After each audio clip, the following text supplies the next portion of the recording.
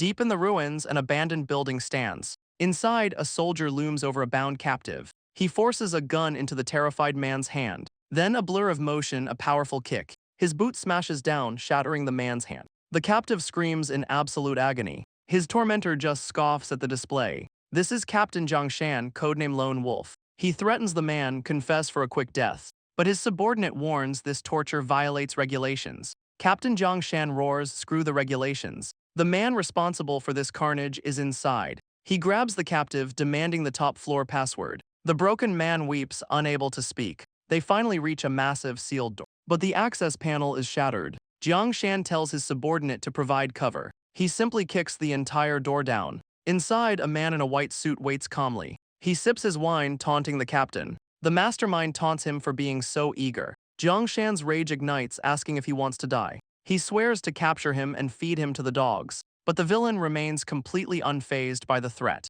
He just laughs, mocking the captain's confidence. Jiangshan shouts that reinforcements are coming, there's no escape. The mastermind calmly informs him that he is wrong. There will be no reinforcements coming to save him. Suddenly, a pistol presses against the captain's head. The traitor is his own subordinate, offering a cold apology. The mastermind mocks his simple-minded violence. He says Jiangshan can ponder it in death. The captain's eyes burn with pure fury. He lunges for the traitor's gun, refusing to die without a fight. A single gunshot echoes through the room. He finally understands it was all a trap. His only regret is not killing the mastermind. He fought evil his entire life by any means. As he dies, he wishes for another chance. His dying wish, to kill them all and be reborn. Blood spills across his face. His world fades to black. But a voice calls out to him. A terrified classmate stands before him. Jiangshan's eyes snap open, reborn. The boy says he was just worried. Jiangshan asks if he's really a student. He grabs him, demanding to know the date.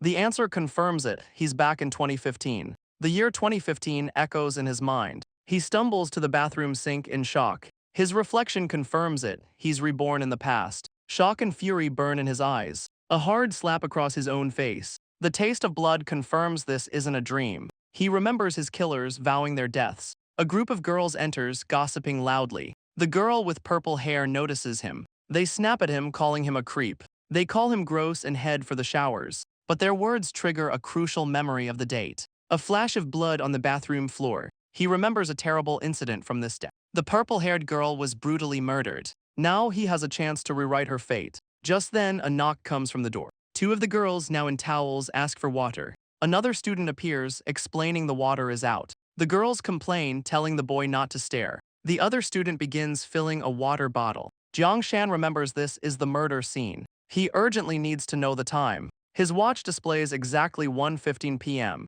A girl runs out screaming about a pervert. The shout confirms his worst fears. He realizes the incident is happening now. It's 1:15 p.m. just as he remembered. This is the exact moment from his past. The moment that once sealed his fate. He remembers the police cars and the tape. A peeping Tom had snuck into the bathhouse. When the students spotted him, he panicked and ran. Jiangshan had a chance to stop the tragedy. But this time, he will not hesitate. Back then, his younger self was terrified. Paralyzed by fear, he did absolutely nothing. He just hid, sweating and trembling. The pervert cornered a girl in the showers. The victim transferred and everyone just forgot. The shame of his inaction became a demon. He joined the special forces, honing his rage. He constantly broke regulations, fueled by rage. He couldn't accept a world where scum thrived. His methods grew more and more brutal. He earned the codename Lone Wolf. Snapping back to the present, chaos erupts. His first instinct is to hunt his past life's killer. The cornered pervert pulls a knife, threatening them.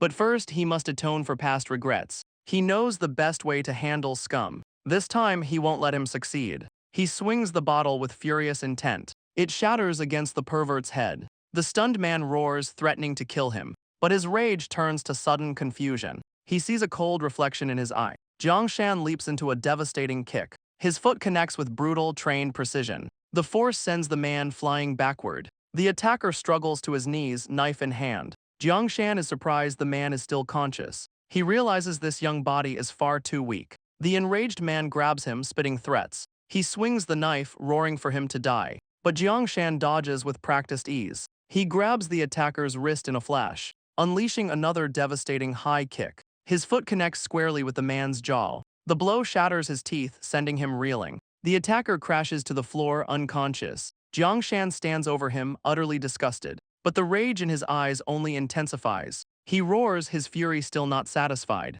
A vicious stomp comes down again and again, each blow a release of years of hatred. He grabs the man's hair, his face contorted. The sight of this scum still makes him sick. But a hesitant voice calls out to him. Jiang Shan glances back toward the sound. The purple-haired girl begs him to stop. He snaps back to reality, recognizing her. She thanks him for being a hero, but asks him to stop staring so intensely. Jiang Shan quietly observes the girl he saved. Suddenly, the wail of sirens fills the air. The police arrive and cuff the battered attacker. A veteran cop questions his professional technique. The scum is finally being brought to justice. Jiang Shan deflects, claiming he learned it from TV. The cop isn't buying his flimsy excuse. He reaches out to grab the kid, asking if TV taught him this move too. Jiang Shan's hand tenses, ready to counter. A flash of pure killing intent in his eyes. He calmly warns the officer not to touch him. The cop is stunned by the boy's murderous aura, but a hand pulls the officer's arm away. The purple-haired girl steps in to defend him.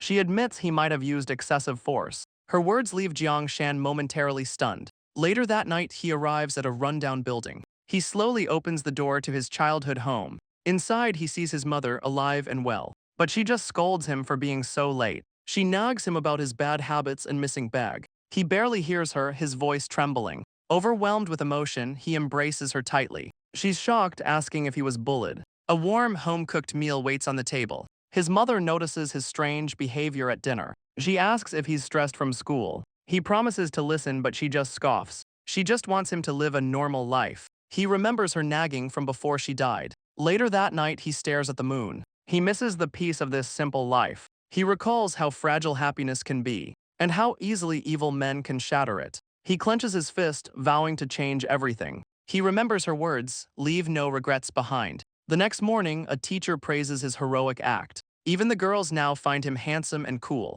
A teacher announces he's getting an award. Jiang Shan is unimpressed by all the sudden attention. He heads to class, anticipating the reaction. His classmates swarm him, calling him a movie hero. A classmate gushes over his insane fighting moves. He offers to teach them, and one eagerly accepts. But the teacher slams a ruler down, ending the fun. But one student says with bitter jealousy. He slams his hand on Jiang Shan's desk. Jiang Shan calmly asks what the class rep wants. He's here to collect his missing English homework. Jiang Shan smirks, handing over the assignment. Another classmate mockingly calls him master, but the class rep suddenly rips it apart. He grins, declaring the assignment invalid. Now he demands Jiang Shan do it again. The torn pages lie scattered on the desk. A classmate shouts, calling the rep insane. The rep's crony grabs him, making a new threat. Another friend tries to intervene in the fight. The bully silences him with a vicious insult. Jiang Shan rises, agreeing to rewrite the work. But he demands an apology, his eyes glowing red. The class rep scoffs, feigning ignorance.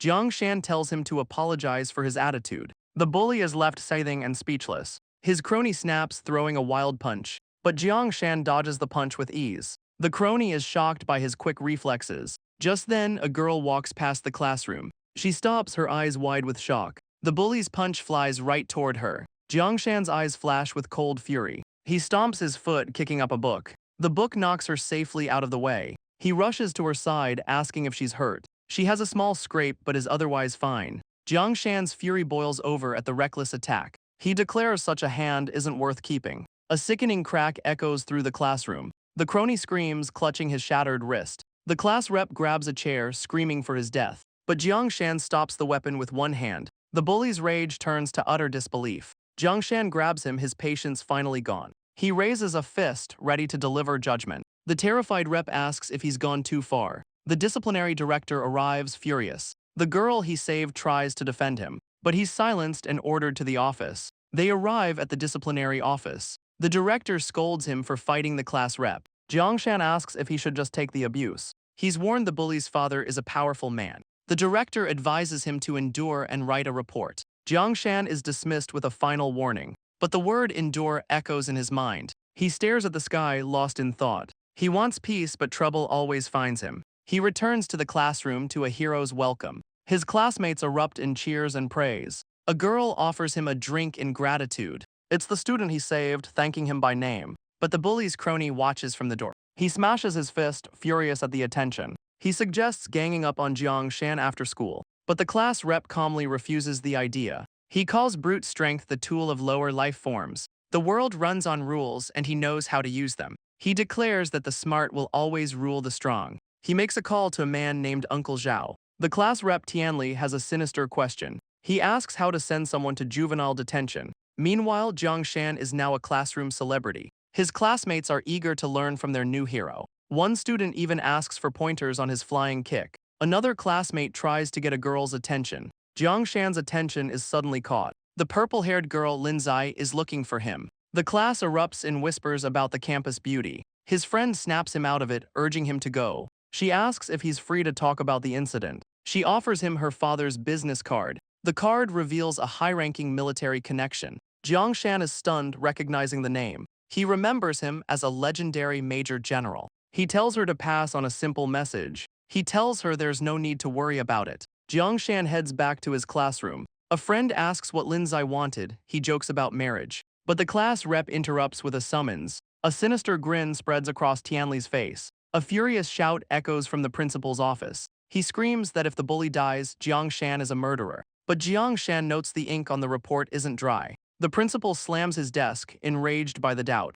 Jiang Shan knows he never touched the bully's head. The principal roars, demanding he defend himself. Jiang Shan leans in with a chilling suggestion. He warns the principal not to get involved in this. The man is stunned by the student's sharp insight. Suddenly, the office door slams open. Two officers arrive to arrest Jiang Shan for assault. As he's led away, Tianli smirks in triumph. The class rep taunts him, asking if he can afford this game. But Jiang Shan just smiles. The show is just beginning. In the interrogation room, the charges are read out. The officer insists the injury report is clear proof. He screams, demanding to know why he tried to kill him. But Jiang Shan calmly suggests they check the bully's phone. He refuses to speak again until his lawyer arrives. He notes the camera is off and they have no warrant. He lists their many procedural errors and amateur methods. The officers are stunned by his knowledge of police procedure. He demands to see their superior, someone who follows rules. Just then, the door opens and their chief walks in. But Police Chief Dong Lei says rules don't apply to everyone.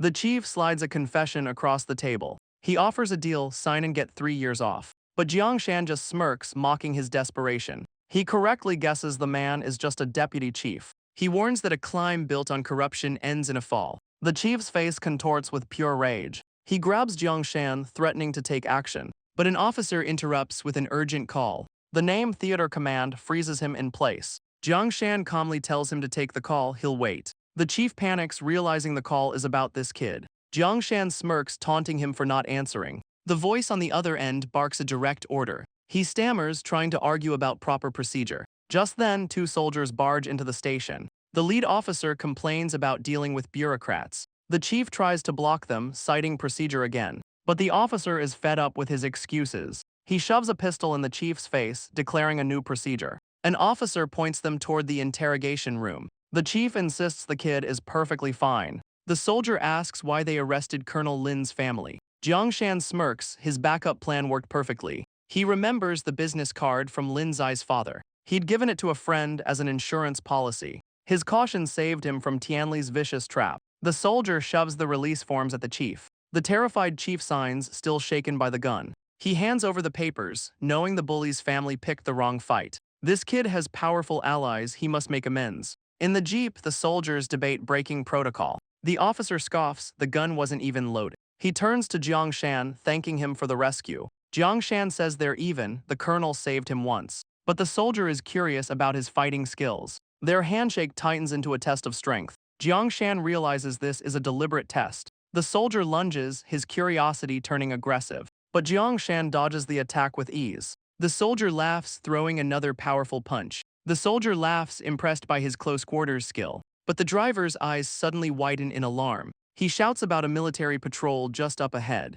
Their jeep rolls through the checkpoint without issue. The soldier is just relieved he avoided writing a report. They finally arrive at a nondescript building. The soldier leads him inside to meet the officer. Jiang Shan follows him up the concrete stairs. The soldier nurses his shoulder, impressed by the kid's skill. Jiang Shan takes a final step toward the meeting. He finally meets the legendary Major General Lin. The man is glad to finally meet young Jiang. The officer pours him a cup of tea. He says he's the one who should be grateful. Without Jiang Shan, he would have lost his daughter. Jiang Shan smirks, claiming it was just his duty. But the general admires his incredible courage. He slides a top-secret file across the table. Inside, a report on a corrupt district chief. The file shows the chief and his son, Tianli. The general says it's time to prune the weeds. He promises Jiang Shan that justice is coming for them. Suddenly, a memory flashes in his mind. He remembers this exact event from his past life. The bribe money was found by a random man in the trash. But the money wasn't found until years later in the ruins.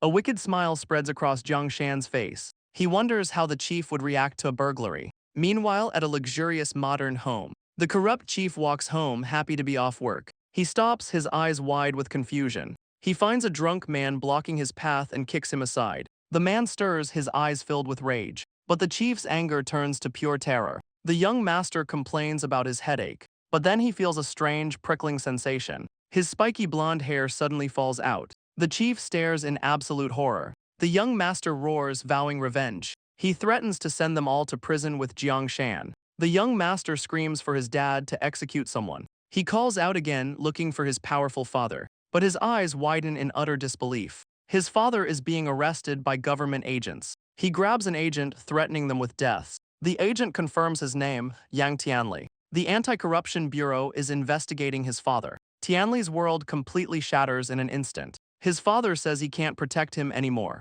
He's left alone, weeping in utter despair. A final scream of denial echoes through the... The next day at school, a voice calls out. A classmate shakes Jiang Shan awake with big news. He's shocked by Jiang Shan's lack of surprise. Jiang Shan says evil men always get what they deserve. His friend asks why he's so exhausted and damp. He claims he was fishing, catching 100 pounds. He remembers this political storm from his past life. But this time, the arrest happened much sooner. His rebirth is already changing the original timeline. Jiang Shan now faces a more practical problem. His goal is revenge, but 6 million isn't enough. He needs to find a way to invest the money. Maybe he could buy a building and become a landlord. He realizes his poor past limits his financial thinking. As he walks, he wishes he'd studied harder. He stumbles upon a group of thugs beating a man. This is his shortest path, so he decides to wait. The thugs scream at the man, demanding his money. Their victim cowers, begging them to spare his life. Jiang Shan recognizes the man as a bureau director.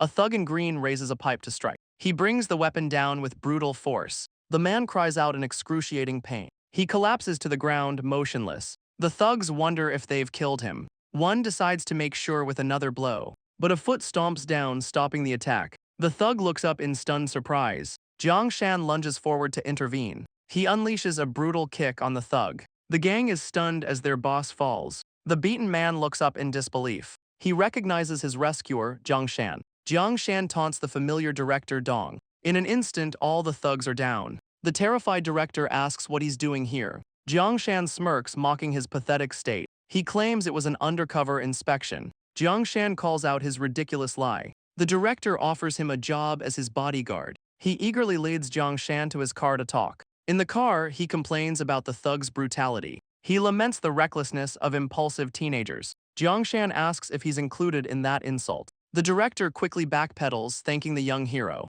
Jiang Shan cuts to the chase. The old district is a mess. The director agrees but worries about Officer Lin. Jiang Shan says he needs real achievements to impress him. The director is confused by the kid's cryptic advice. Jiang Shan reveals he has a plan to get rich, and he's looking for a trustworthy partner. He points to the old district, slated for demolition. The director realizes the incredible opportunity. He shouts, asking if they'll buy it beforehand. But he worries about the money and connections needed. Jiang Shan has the money, he just needs an insider. He offers the director a chance at retirement money. The director sweats, weighing the massive risk. He agrees, calling Jiang Shan his new nephew. The director asks how he knew about the demolition. The next day, students rush to morning study hall. The classroom is silent as everyone studies. But a hand suddenly slams down on his desk. A hooded figure calls out Jiang Shan's name. It's Tianli, begging for forgiveness on his knees. He cries, pleading for Jiang Shan to save his dad. He's the only one who can talk to the Lin family. The bully bows, his hood flying off his head. His bald head is revealed to the stunned classroom. The class erupts, mocking the bald class rep. Tianli screams, humiliated by their taunts. Jiang Shan smirks, satisfied with his handiwork. The bully remembers his disastrous haircut. Jiang Shan pulls him up, telling him to act like a man. A flicker of hope appears in Tianli's eyes. But Jiang Shan coldly rejects his plea for help. He tells him to cooperate with the investigation. Tianli breaks down, screaming in utter despair. He wipes his tears, a dark look on his face. Tianli vows to make Jiang Shan lose everything. A friend jokes about the bully's bald curse. That night, Tianli gathers his thugs for revenge. His men are hesitant, still injured from before. But Tianli prepares a Molotov cocktail. His cronies worry that arson is a serious crime. Tianli screams it will be ruled an accident. He plans to burn down Jiang Shan's entire life. A thug prepares to throw the firebomb. Jiang Shan calmly mocks them from a nearby tree. Tianli whips around, demanding to know who's there. Jiang Shan smirks down from his perch in the tree. The thugs stare up, stunned by his sudden appearance. He mocks them, asking if it's past their bedtime. Tianli screams for his men to attack the boy. He demands they repay his kindness with violence. But the terrified thugs argue over who should go first. Jiang Shan tells them there's no point arguing. He leaps down, declaring they're all going to die. He descends upon them with blinding speed. He unleashes a devastating spinning kick. The blow lands with bone-shattering force. His eyes glow with cold, murderous intent. The thug collapses out cold on the ground. The dropped firebomb shatters on the pavement. Tianli screams at his last remaining crony. But the thug is paralyzed with fear. He makes a lame excuse and flees the scene. Tianli is left alone, seething with rage. Jiang Shan stares him down, utterly unimpressed. His eyes burn with a cold, lethal fury. Tianli trembles, his bravado completely shattered. He brandishes the firebomb, making one last threat. But Jiang Shan closes the distance in a blur. He snatches the bully's wrist with blinding speed. The bully realizes he stands no chance against him. He desperately backpedals, pleading for mercy. Jiang Shan offers a favor, his smile chilling. His one request, stay quiet from now on. Then he silences him with a devastating punch. Jiang Shan taunts the bully, calling the cops himself. A police car arrives on the scene below. Director Dong orders the arrest of the criminal, pointing directly at the bald-headed Tianli. Tianli screams, calling the director an ungrateful traitor. But Dong lectures him on the ways of the world. He warns that playing with fire gets you burned. The director then offers Jiang Shan a reward. But Jiang Shan dismisses him, they have business tomorrow. The next day, a new chapter begins. Director Dong complains about the terrible, potholed roads. He doubts its value, but Jiang Shan knows its future. Jiang Shan offers him another piece of inside information. This area is slated to become a satellite city. The director is convinced he's backed a winner. But Jiang Shan knows they are just using each other. He leads his new partner through the old district. They stop at a bar with an urgent sale sign. An old man signs over the deed for 150,000. The seller eyes him, calling it a nice bar. Jiang Shan asks why he's selling the bar. The old man's son has massive gambling debts. Director Dong is furious at the terrible son. But the timing of the debt is too coincidental. He asks the old man who the lender was. The man names a local boss, Chen Jinhu. The lender seemed more interested in the bar. Jiang Shan smirks, seeing the whole picture. He tells Dong this is no time to celebrate. Another player is also waiting to make a move. A man lights a thick, expensive cigar. A woman tries to tempt him away from the window. He dismisses her, staring down at his territory. He calls himself a king, surveying his kingdom. He erupts in laughter, revealing the face of Chen Jinhu. His criminal empire spans the entire city. After midnight, he is the city's true ruler. Back in the car, the rain begins to fall. Director Dong warns that Chen Jinhu is a mad dog. Worse, he has connections to a powerful capital family. Jiang Shan's eyes widen at the name Chen family. He finally has a lead on his past life's killers. A wicked, vengeful smile spreads across his face. Dong is shocked that he knows the powerful family. Jiang Shan confirms Chen Jinhu is just their attack dog. He clenches his fist, vowing to cut them down. He tells Dong to acquire the properties, he'll handle the rest. It's time to collect the debt from his past life. At Chen Jinhu's headquarters, the bad news arrives. The crime boss roars, learning the bar was stolen. His subordinate confirms the bar has been sold. The crime boss explodes, striking his own man. He screams about his perfect plan being ruined. He orders them to find the one who interfered. A manager arrives, trying to calm the furious boss. He shows him a photo of the new owner, a student. The picture shows Jiang Shan with director Dong. Chen Jinhu recognizes Dong as a Yang family crony. But the student is a complete unknown to them. He orders a full investigation on the kid within 3 days. He orders his subordinate to watch the bar's new owners.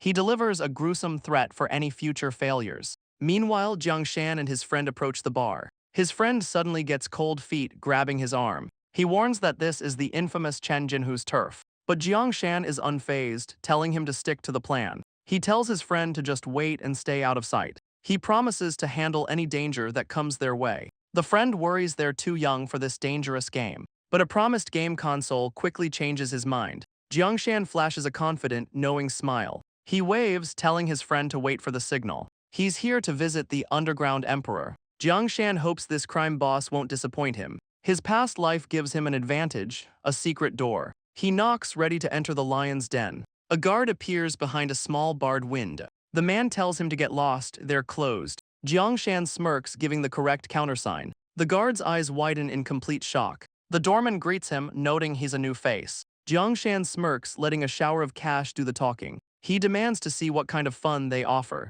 The doorman's greed takes over, clapping eagerly. Women in bunny outfits appear to escort him inside. Outside, a desperate man begs for another chance. Inside, a ruined gambler is dragged out by security. His escort says he's clearly luckier than the last guy. But Jiangshan states gambling isn't a game of luck. He asks for 100,000 in chips to start. The dealer wishes him luck as the game begins. But Jiangshan knows luck has nothing to do with it. He knows gambling is a game of psychology. It's all about reading people and using tricks. The dealer lays out the cards for the first hand. Jiangshan checks his hand. It's decent but not a winner. He watches his opponent, a large man, give a tell. The man's twitching ear reveals he has a good hand. The other player is harder to read but has a long nail. He's using it to mark the cards, cheating the house. The dealer smiles, asking for the next bet. The other players raise, turning to the new kid. But Jiangshan shoves his entire stack forward. The table is stunned by his all-in bet. The cheater wonders if it's just a bluff.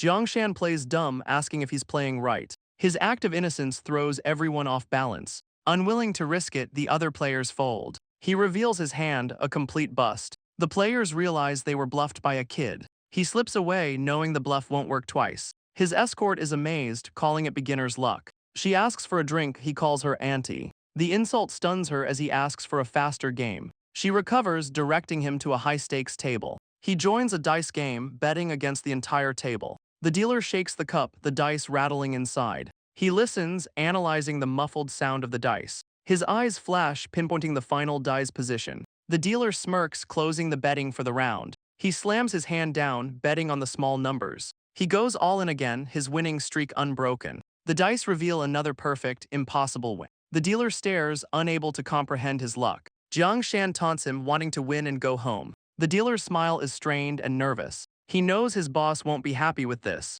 His winning streak has caught someone's attention. A large man snarls about the house rules. He summons a specialist to deal with the kid. His winnings have grown into a mountain of chips. The crowd whispers he's won millions in minutes. The dealer weeps, having never seen the house lose. Suddenly, the doors to the back room swing open. Two bodyguards enter, flanking a mysterious woman. A stiletto heel clicks against the polished floor. She walks with an air of absolute authority. She dismisses the crying dealer with a single command. Her sharp eyes lock onto the gambling table. The house's specialist has arrived to face Jiangshan. Jiangshan's eyes narrow, the woman seems familiar. She is introduced as Noyama Chizuru, the house's ace. He's stunned, she belongs in the golden triangle. Noyama Chizuru takes control of the dice game. She challenges him to place his next bet. A memory flashes back to Shibuya, Tokyo. He remembers a noisy night in a small bar. She poured him a drink, describing the city's chaos. It was her, Noyama Chizuru, from his past life. He remembers telling her to keep the bar open.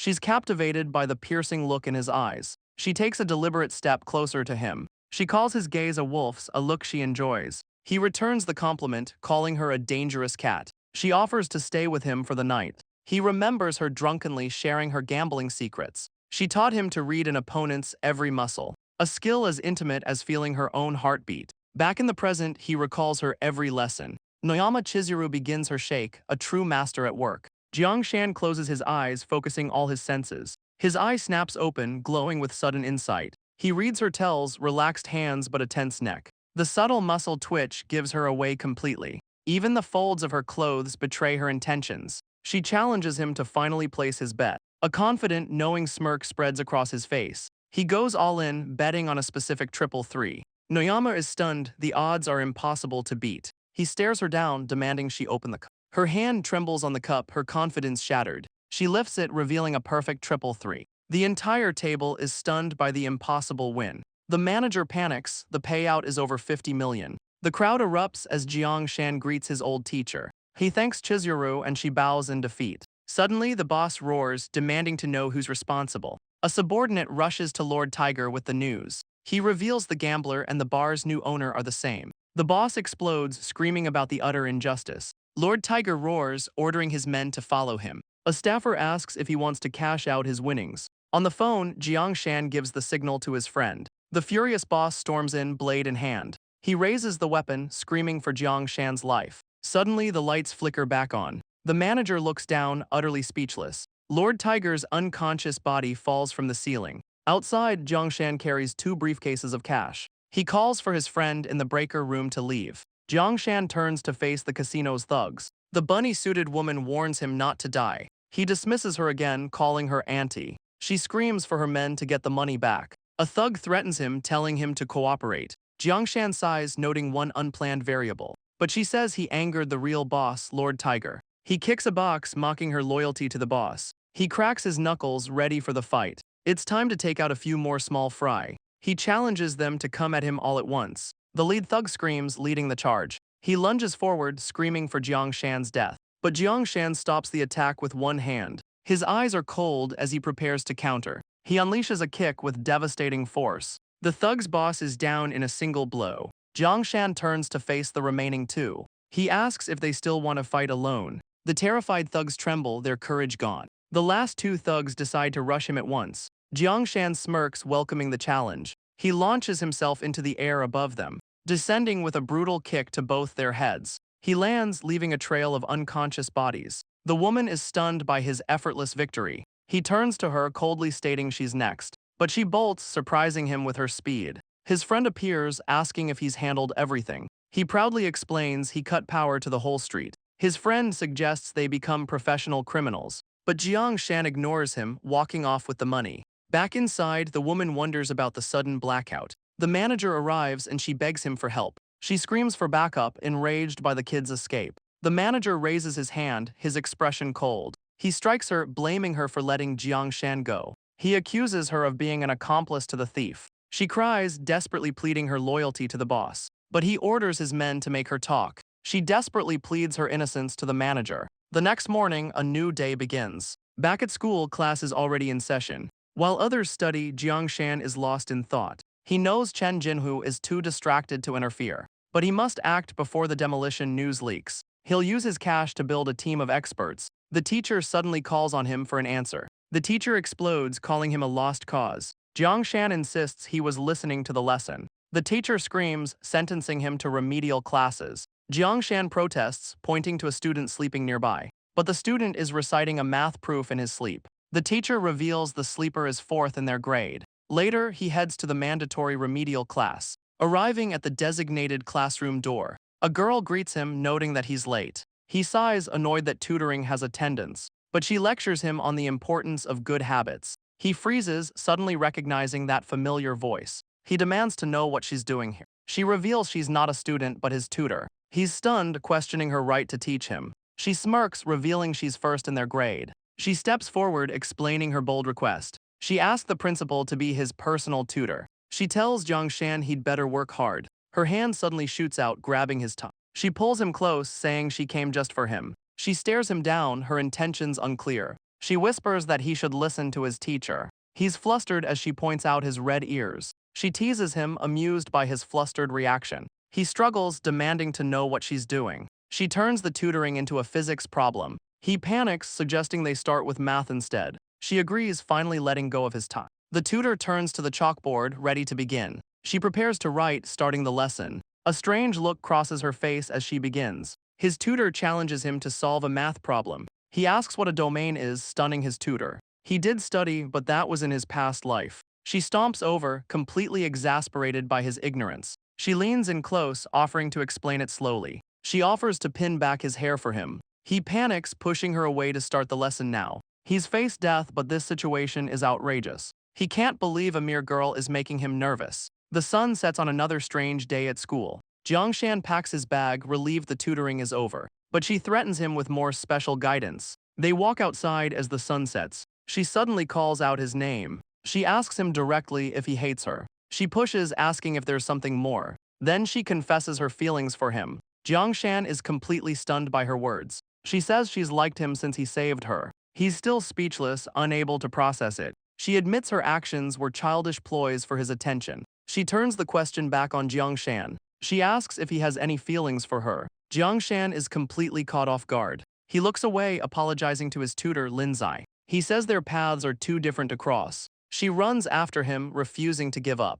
Elsewhere, a glass of wine is held aloft. A bandaged Chen Jinhu kneels before a new figure. He claims the kid's power is unnatural and terrifying. The new boss doesn't want to hear any excuses. He says the buildings are vital to his father's plans. Chen Jinhu begs young Master Chen for one last chance. The young master offers a chance, but with a warning. He smiles, tossing the red wine from his glass. It shatters on the floor before the terrified crime boss. He warns that next time it will be his head. Chen Jinhu scrambles away, ordered to clean up the mess. The young master calmly picks up another glass. He pours a new drink, his mind on Jiangshan. Young Master Chen is amused by this unknown challenger. Meanwhile, a battered Chen Jinhu limps to his car. He berates his men for their clumsiness. A subordinate is forced to carry his shoe, but he discovers a tracking device hidden inside. Jiangshan's friend listens in on the crime boss's rant. A rookie thug is scolded for his ignorance. The target is Chen Yu, the family's sole heir. The friend's face twists with sudden hatred.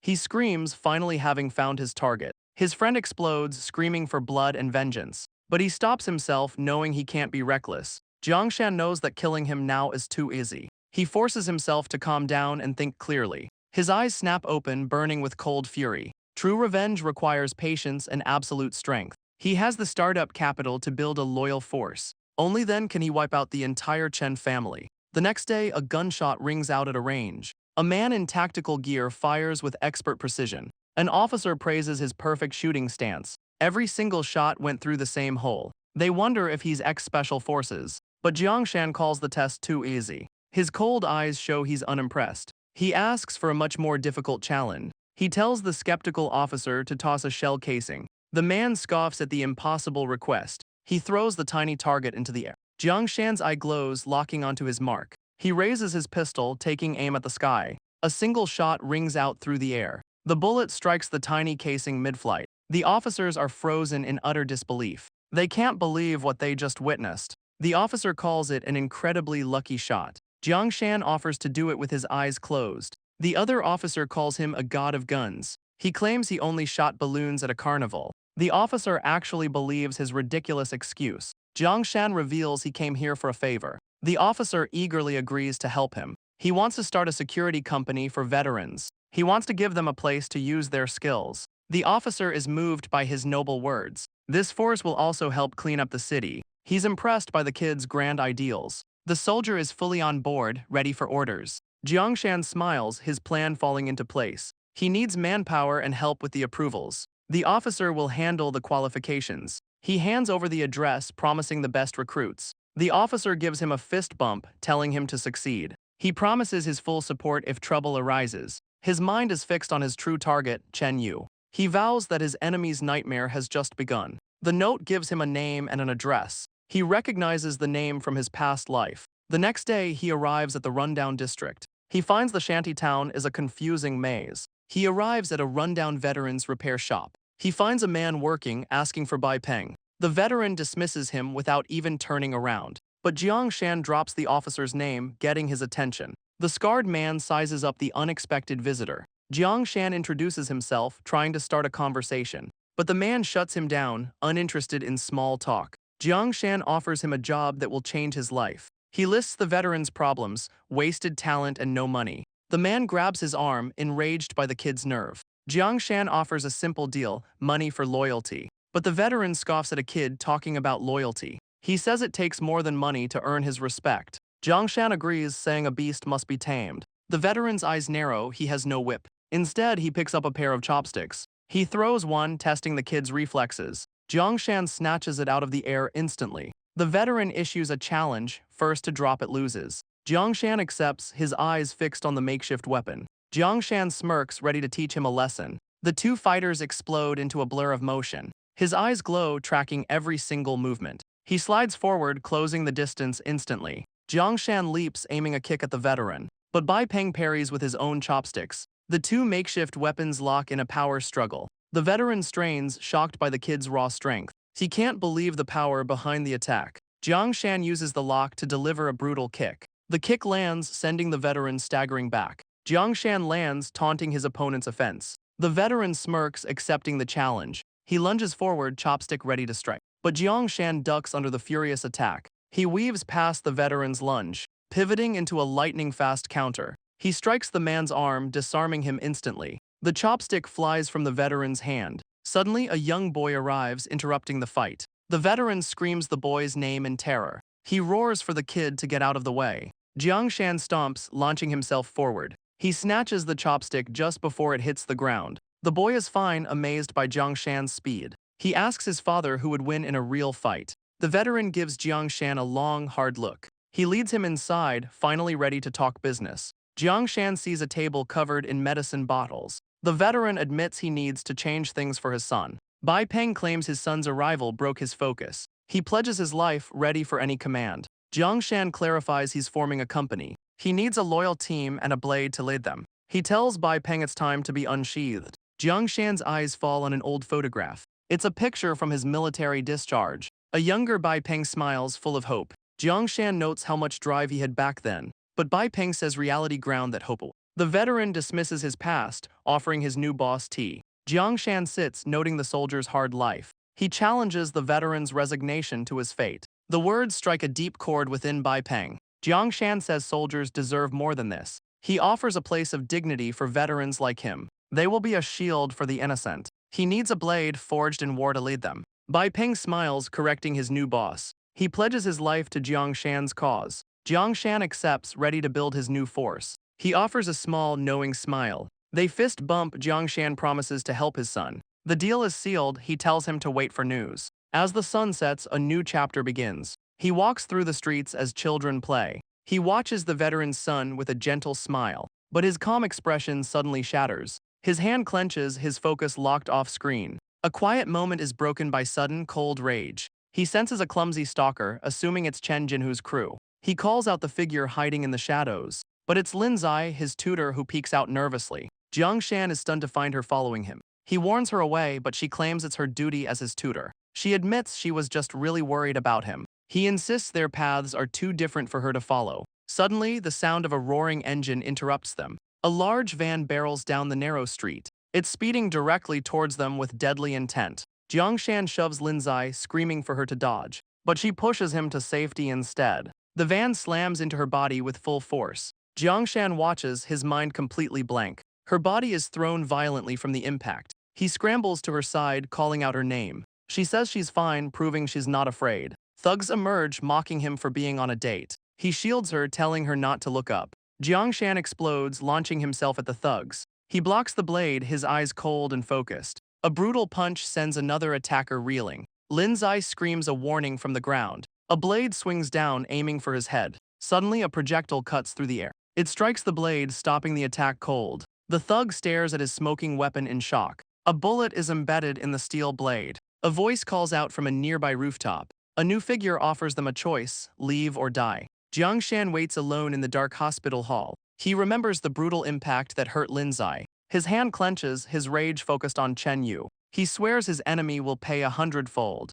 A nurse appears. He demands to know if she's okay. She's stable but needs a family member for paperwork. He hesitates, admitting he's just a classmate. But a voice declares that he is family. Jiang Shan faces her father, trying to apologize. But the man's hand rises, ready to strike. Jiang Shan braces for the father's angry blow. But Lin Zai defends him, claiming it was an accident. Her father's anger melts into worried concern. She asks about the armed men who saved them. He reveals they weren't soldiers, but from the family. Jiang Shan realizes her family is dangerously powerful. Her father tells her to rest, promising to return. Jiang Shan bows, trying to apologize for his failure. But her father coldly dismisses his empty words. Jiang Shan insists, taking all the blame for her injuries. He tells Jiang Shan to break the legs of her attackers. A cold fury burns in Jiang Shan's eyes. Jiang Shan accepts, promising to make them pay. The father warns him that she can't handle this danger. Elsewhere, a thug reports the warning to his boss. The boss calls her lucky, seeing an opportunity.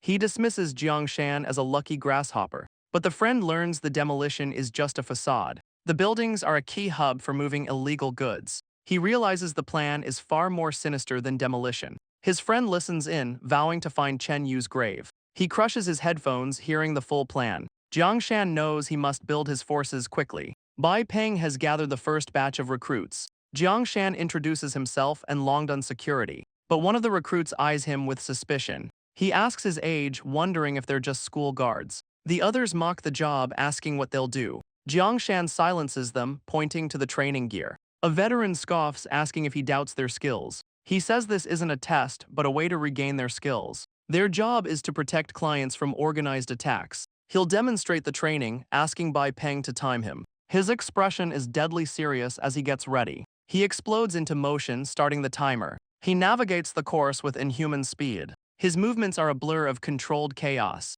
He clears every obstacle without breaking stride. The veterans watch in awe, their doubts vanishing. He finishes the course and opens fire with perfect aim. Bai Peng stops the timer, 58 seconds flat. The veterans are stunned by his explosive speed. He challenges them to be faster than a high school kid. If they can't keep up, they're useless on a mission. His words ignite their pride and they accept the challenge. With his new force, he vows to crush Chen Yu's entire operation. Later, he arrives at a residential building. He rings the doorbell of a specific apartment. A wary woman opens the door, asking what they want. They claim to be recruiting for their new security company. He asks about local crime like theft or extortion. He drops the key question, has anyone gone missing? The woman panics at the mention of missing people. She frantically denies any problems and slams the door. The investigation hits a wall of terrified silence. Every resident they approach refuses to speak. The word missing makes the air thick with fear. A friendly game turns tense at their questions.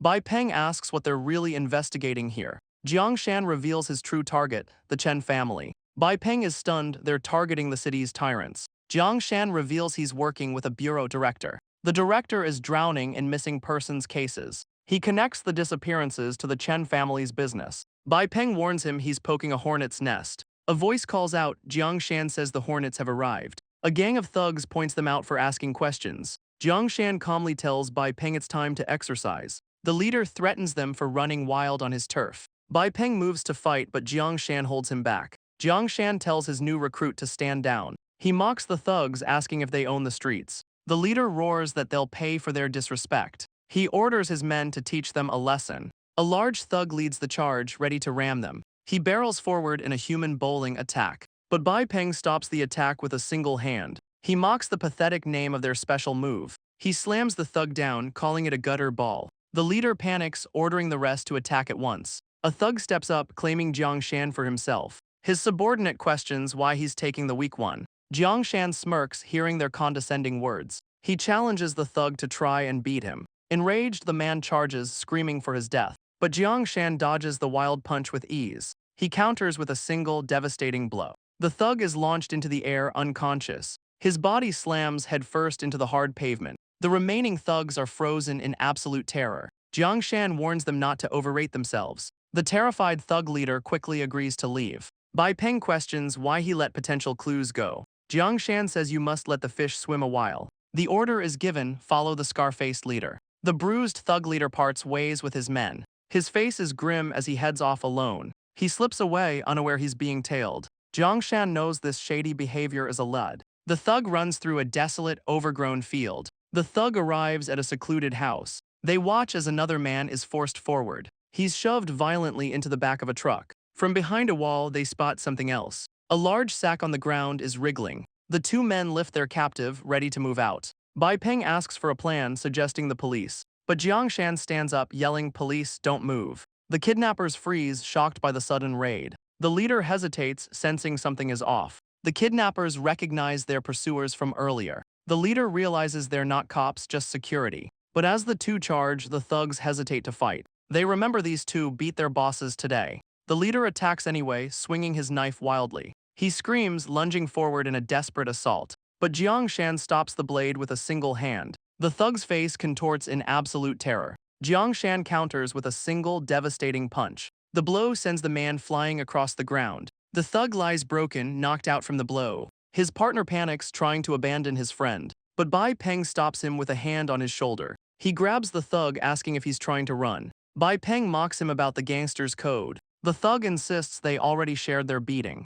But his captors pretend to have forgotten his loyalty. Later, Jiang Shan moves to free the captive. He unties the sack, promising to get them out, but his eyes widen in complete shock. Jiangshan recognizes the bound and gagged captive. He asks his old acquaintance what happened to him. Inside the station, the director explains his pitiful story. His family was ruined and he was left homeless. The director grimaces. Tonight he was almost kidnapped. Jiangshan asks about the thugs they captured. The director whispers they're just hired muscle. Their only job was delivering goods to a warehouse. Jiangshan realizes the warehouse belongs to the Chen family. The director confirms it's a legitimate front business. The director calls Jiangshan into his office. He points to a map showing him the full picture. The warehouse is next to an abandoned railway line.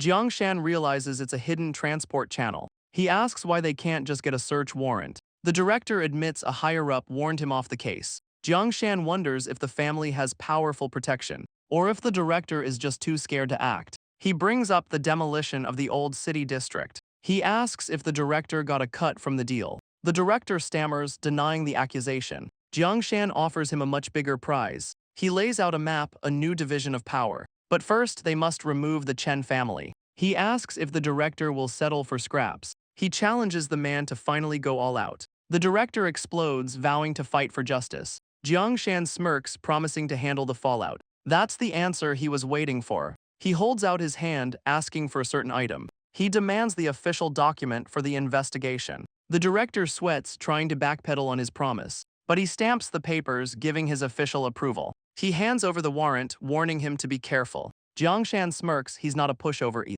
Later, they scout the heavily guarded warehouse. Security cameras and guards cover every angle. Bai Peng says a direct assault is impossible. So Jiangshan reveals the map from Director Dong. It shows a blind spot near the electric fence. Jiangshan gives the order, Team A cuts the power. He points to their entry, a rusted drainage system. With a single command, his new force moves out. They move with silent, practiced speed. They arrive at a heavily chained drainage entrance. Bai Peng makes quick work of the heavy lock. Jiangshan leads the way into the dark tunnel. His senses are sharp, scanning the darkness ahead. He suddenly stops, hearing movement from above. A sudden, terrified scream echoes from the warehouse. The guards are slacking off in a camera-blind spot. They're so bored they plan to sneak out for a bit. A swift, silent takedown neutralizes one of them. Bai Peng warns Jiangshan as they approach a door. Jiangshan peeks inside, his eyes widening in shock. He sees rows of gaunt people locked in cages. A man in a lab coat examines a captive's eyes.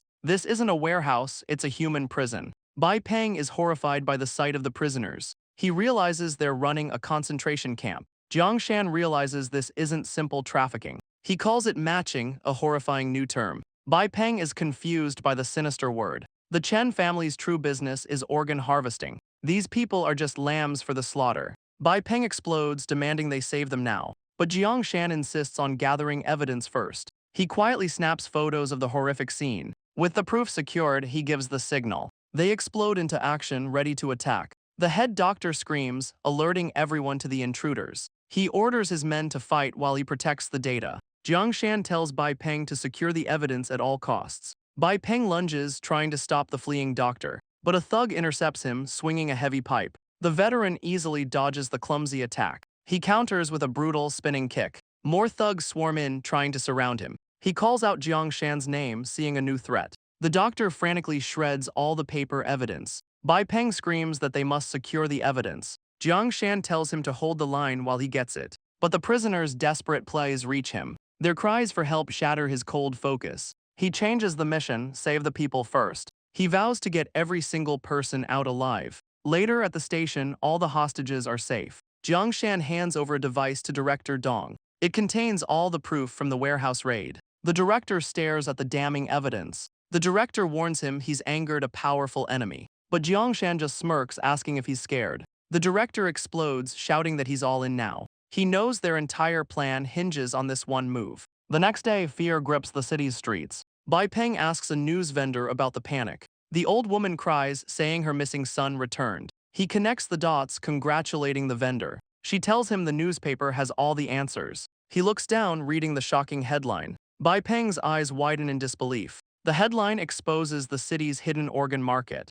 Reporters swarm Director Dong, demanding answers. They ask for an update on the warehouse case. He tries to calm the frantic press conference. He announces a special task force under his command. A reporter directly asks about the Chen family. The director vows to bring them all to justice. He strikes a pose, declaring his fight for justice. Elsewhere, a calm voice acknowledges the news. A man is on the phone, a beaten subordinate at his feet. He promises the Chen family always repays its debts. He hangs up the phone with a cold sneer. His eyes narrow, leaving the rest to his man. He lists their losses, mocking his failed watchdog. He grinds his foot into the man's head. His rage explodes, his own dog led thieves to his door. The beaten man begs for just one more chance. Chen Yu's cold gaze considers the pathetic play. He relents, saying even a dog earns affection over time. He offers his failed subordinate a walk by the river. He orders his men to take care of the problem. He adds a final chilling instruction: change the carpet. The men stare down at the terrified, broken subordinate.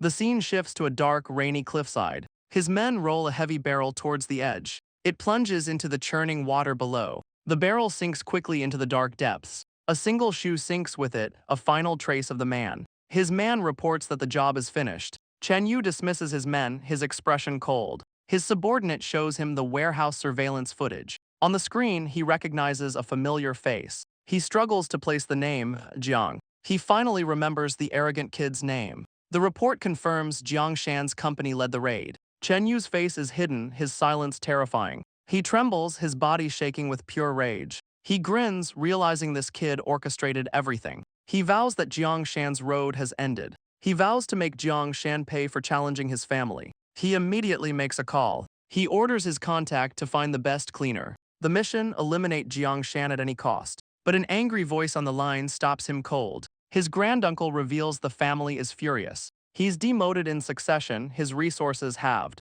Chen Yu grits his teeth, trying to protest. The order is clear: lay low or face the consequences. The line goes dead, leaving him powerless. Chen Yu stares at his phone, his face a mask of pure rage. He grits his teeth, his composure completely shattering. He roars, hurling his phone in a fit of fury. He pants, trying to control his boiling anger. He refuses to be treated like the family's trash. His rage turns to laughter, blaming Jiang Shan for his fall. Meanwhile, residents line up for the demolition project. An old man asks Jiang Shan if he's also signing. Jiang Shan calmly holds up 3 fingers. The man is stunned. That's a huge compensation. He starts to correct the man but decides against it. The truth about his 3 properties would be too much. He steps forward to sign the demolition agreement. With a single signature, his future is secured. The compensation finally gives him a sense of security. Soon after, Longdun Security officially opens its doors. His new team begins their rigorous training regimen. School becomes his only refuge from the constant pressure.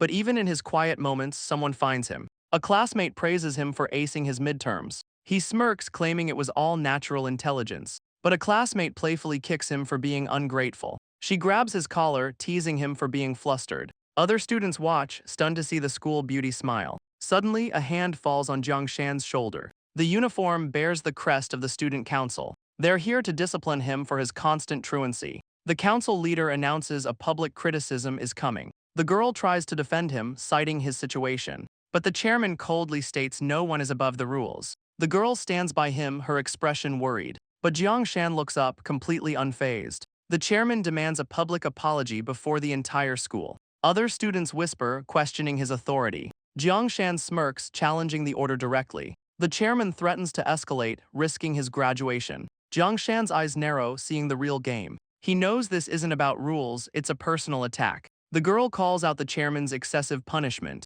but the chairman just gives a smug, knowing smirk. The chairman offers to enforce the rules himself, but Jiang Shan asks if he has any official paperwork. A subordinate insists the council has full authority. Jiang Shan calls it a unilateral, empty decision. He gets close, warning him about who he's targeting. He tells the chairman some people are off limits. The chairman's eyes widen, seeing the open threat. The girl jumps between them, trying to break it up. She tells Jiang Shan she has to get home now. They walk away, leaving the chairman fuming. The chairman's fist clenches in silent fury. He vows to see how long Jiang Shan's arrogance lasts. The scene shifts to the school's teaching building. The chairman storms into the academic affairs office. He complains to Director Wang about Jiang Shan's defiance. He demands that this kind of behavior be punished. But the director looks terrified at Jiang Shan's name. He hesitates, trying to find the right words. The director says they must hear both sides of the story. The chairman argues the proof is already undeniable. The director explains Jiang Shan's situation is special.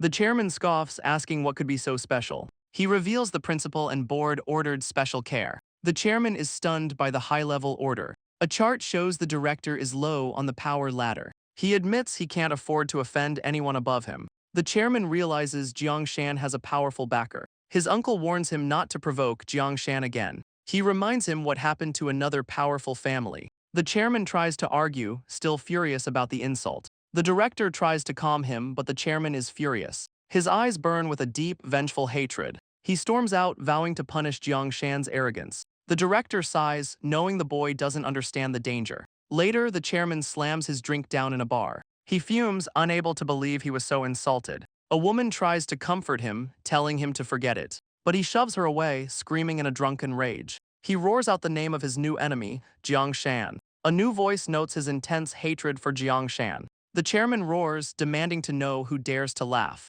The stranger reveals they share a common enemy. The chairman's eyes narrow, he means Jiang Shan. He dismisses the past, focused only on the future. He offers the chairman a chance for sweet revenge. But Joe knows Jiang Shan is dangerous, asking for a plan. A sinister smile spreads across the stranger's face. The next day, the school bell tolls for class. A classmate tries to wake a sleeping student. The teacher storms in, furious at the disruption. The teacher announces a new transfer student to the class. He introduces himself as Yu Chen, a familiar name. Jiang Shan's head snaps up, recognizing that voice. He can't believe his greatest enemy is standing there. But the face is unmistakable, a face he'd know anywhere. Pure shock and rage contort Jiang Shan's face. The teacher scans the classroom for an empty seat. He assigns the new student to the seat beside Jiang Shan. Chen Yu smirks, finding the placement perfect. He looms over Jiang Shan, offering a chilling greeting. Maniacal laughter echoes from a lavish building. His bodyguards rush in, asking what's wrong. They find him hunched over a desk by the window. He angrily tells them to leave him to his homework. He's writing his heaven-destroying Jiang Shan plan. His first step, become his good friend. He'll get close enough to learn all his weaknesses. Then he'll torture him until he breaks completely. He cackles, imagining Jiang Shan's total humiliation. The next day, the class has a long-distance running test. Chen Yu notes his target's supposed sense of justice. A cruel smile spreads, the game begins now. At the starting line, the students take their marks. The whistle blows and they explode off the blocks. Jiang Shan and Chen Yu run neck and neck. But Chen Yu suddenly trips, faking a stumble. He cries out, pretending to lose his balance. He throws himself forward, begging Jiang Shan for help. But he's left alone on the track, confused. Jiang Shan never looked back, focused on the finish line. Chen Yu looks up, asking if he was ignored. He can't believe his loud cry for help failed. The teacher rushes over, checking on the fallen student. He offers to take the injured Chen Yu to the nurse. The teacher insists, saying the fall looks serious.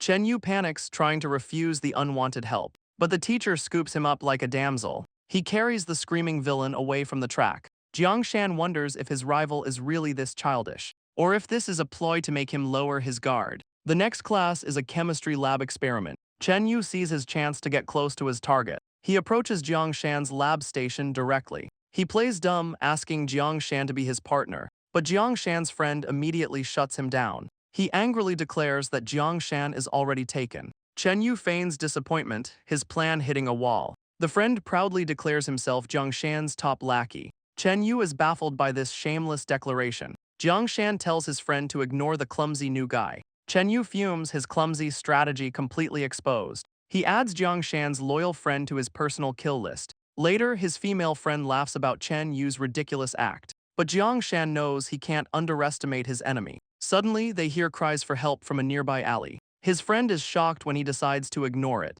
The victim is his new lackey, being extorted by thugs. He cries out dramatically, begging for a savior. She presses him again, but he just points to a food stall. His friend looks over, annoyed his hero isn't coming. Chen Yu grabs a thug, ordering him to punch him. He threatens to chop off the man's fingers if he refuses. The terrified thug apologizes and winds up his fist. He lands a solid punch right across Chen Yu's jaw. Chen Yu grins through the pain, calling for Jiang Shan. His stage screams for help echo down the alley. The thugs panic, asking if their victim is all right. Blood drips from Chen Yu's tightly clenched fist. He opens his hand, revealing a freshly knocked out tooth. A voice orders them to keep hitting him until Jiang Shan arrives. He threatens to pull out all their teeth if they disobey. The girl hears the cries, mistaking them for real. Jiang Shan tries to stop her, but she won't listen. She rushes in, seeing the thugs beating Chen Yu. She points, demanding they stop the assault right now. The thugs are confused, they were expecting Jiang Shan. She declares it's her duty to protect a fellow student.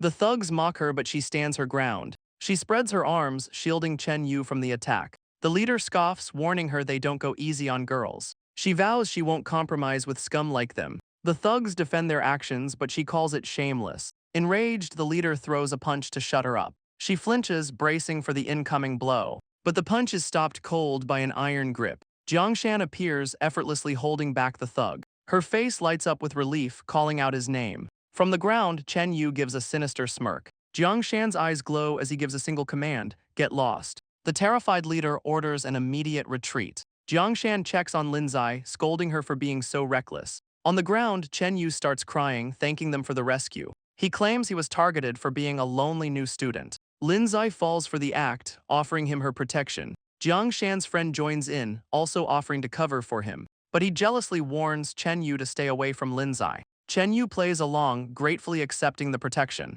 They shake hands, a silent declaration of war between them. In the days that follow, a tense quiet settles over the school. Chen Yu shadows Jiangshan, waiting for the perfect moment to strike. Jiangshan knows he can't let his guard down for a second. Not when his enemy is the cunning Chen Yu. His friend glances back, clearly annoyed by their new shadow. He explodes, yelling at Chen Yu to stop following them. Jiangshan wonders what game his rival is truly playing. Later, his friend walks home alone, humming to himself. But he finds Chen Yu waiting right outside his apartment. Chen Yu smirks, calling himself a professional tag-along. He offers a gift as thanks for their recent protection. It's a brand new power station the friend couldn't afford. The friend is stunned, questioning if he deserves such a gift. Chen Yu probes for information about Jiangshan's schedule. The friend reveals Jiangshan runs his own company, but he suddenly grows suspicious of the questions. Chen Yu plays it off with a sinister, dismissive smile. He presses for details, feigning an interest in business. Later, back at the friend's apartment building,